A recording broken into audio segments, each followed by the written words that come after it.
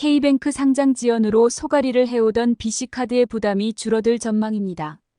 K뱅크 재무적 투자자들과 맺은 조기상환 청구권과 동반 매각 청구권이 BC카드의 발목을 잡고 있었지만 K뱅크가 상장을 재추진하면서 리스크를 해소할 수 있게 됐습니다.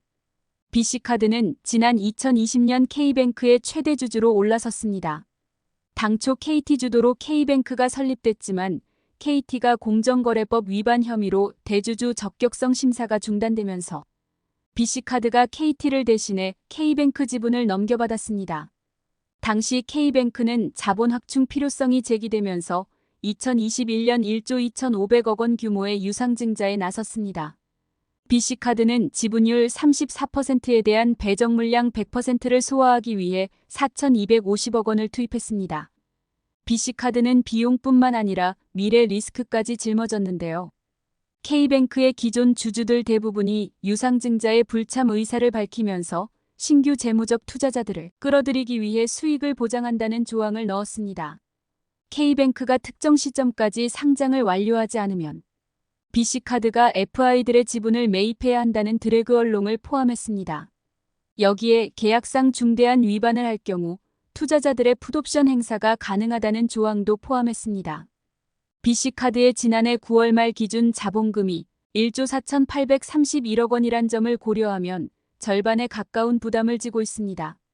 더 큰 문제는 BC카드의 재무 부담에도 해당 금액에 대해서는 K뱅크가 자본으로 인정받지 못하고 있다는 점입니다.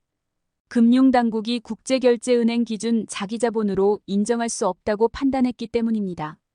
사실상 K뱅크는 BIS 비율을 끌어올리기 위해 증자에 나선 것이지만 반쪽짜리 증자였던 셈입니다. 최근 K뱅크의 자본 건전성이 떨어지고 있다는 점도 문제입니다.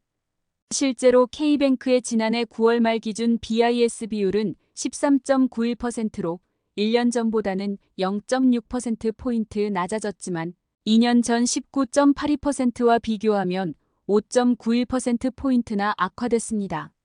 추가적인 자본 확충 필요성이 제기되고 있지만 BC카드의 추가 지원 가능성은 매우 낮습니다. 지금까지 인수금을 비롯해 유상증자 등으로 8천억 원 이상의 자금을 투입한 데다 BC카드의 실적마저 하락세로 돌아섰습니다.